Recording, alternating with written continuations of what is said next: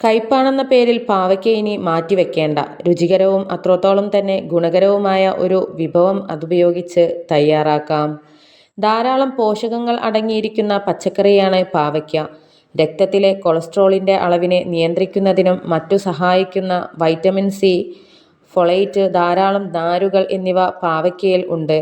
എന്നാൽ മറ്റുള്ള പച്ചക്കറികളിൽ നിന്നും പാവയ്ക്ക അപ്രീതിക്ക് കാരണമാകുന്നത് അതിൻ്റെ അരുചി കൊണ്ടാണ്. എത്രയൊക്കെ ഗുണങ്ങളുണ്ടെങ്കിലും കയ്പുള്ള പാവയ്ക്ക കഴിക്കാൻ ആരും താല്പര്യപ്പെടുന്നില്ല.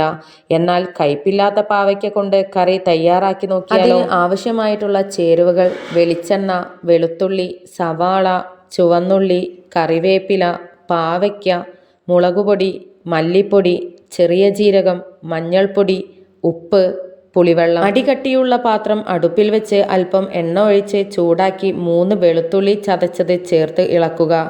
അതിലേക്ക് 1 സവാള അരിഞ്ഞത്, 5 ചുവന്നുള്ളി അരിഞ്ഞത്, അല്പം കറിവേപ്പില എന്നിവ ചേർത്ത് വഴറ്റിയെടുക്കുക.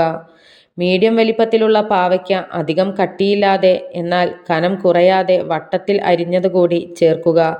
ഇതിലേക്ക് 1 ടേബിൾ സ്പൂൺ മുളകുപൊടി, 1/2 ടേബിൾ സ്പൂൺ മല്ലിപ്പൊടി, 1/2 ടീസ്പൂൺ ചെറിയ ജീരകം പൊടിച്ചത്, 1/2 ടീസ്പൂൺ മഞ്ഞൾപ്പൊടി, ആവശ്യത്തിന് ഉപ്പ് എന്നിവ ചേർത്ത് ഇടത്തരം തീയിൽ ഇളക്കുക. ശേഷം 1/2 കപ്പ് പുളിവെള്ളം കൂടി ചേർത്തിളക്കി മൂടി വയ്ക്കുക. ഇടയ്ക്ക് ഇളക്കി വഴറ്റിയെടുക്കുക. ഈ രീതിയിൽ തയ്യാറാക്കിയാൽ പാവയ്ക്ക കയ്പില്ലാതെ തന്നെ നമുക്ക് കഴിക്കാൻ വേണ്ടി സാധിക്കും. ചെറിയ കുഞ്ഞുങ്ങൾക്ക് വരെ നമുക്ക് ഇത് കൊടുത്തു തുടങ്ങാം.